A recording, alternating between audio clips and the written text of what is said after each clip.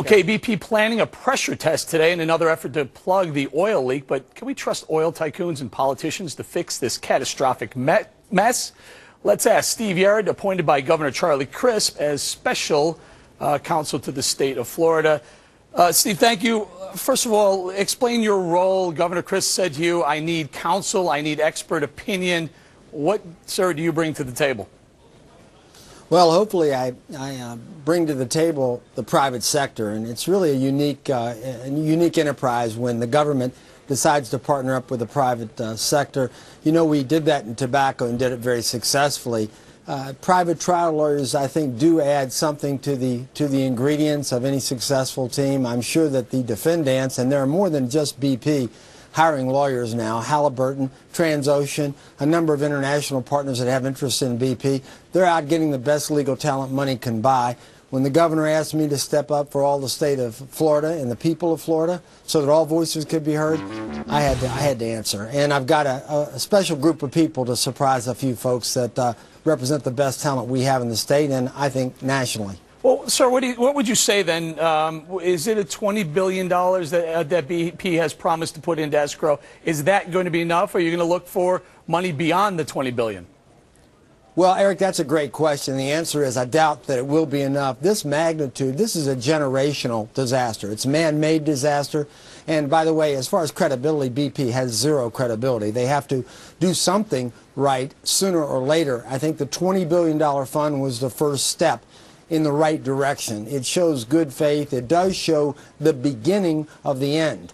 If they can cap this spill after all these weeks of promises and after all these weeks of failures, it would be great. And hearing that tires and golf balls aren't going to be utilized, but money instead, it's a good start. So one of the things we looked at was the $20 billion, a capped, excuse the pun, a capped fund. The answer to that is no. It doesn't cap their liability. Their liability can be enhanced. What our worst nightmare may be is still in the future. You know, we hear that the Everglades are safe, that the Keys may get some spillage, some pollutants, but who knows where, and your math was impeccable, who knows where these millions of barrels of oil are going to ultimately end up. Steve, and the dispersants were just as toxic. Steve, let's talk about this a little bit. We heard news today that Apache Petroleum Gas and Oil may look to buy BP's Prudhoe Bay assets. Okay, great, $10–12 billion would come into BP. More concerning to me, as I don't know, as an American, is that if ExxonMobil were to purchase BP, does that exclude BP from this $20 billion, or frankly, $40 or $60 billion of money that they should come up with? In other words, does a liability flow with the sale, yes, and that sir. would be worked out with the acquisition? And I think the answer to that, the short answer is no.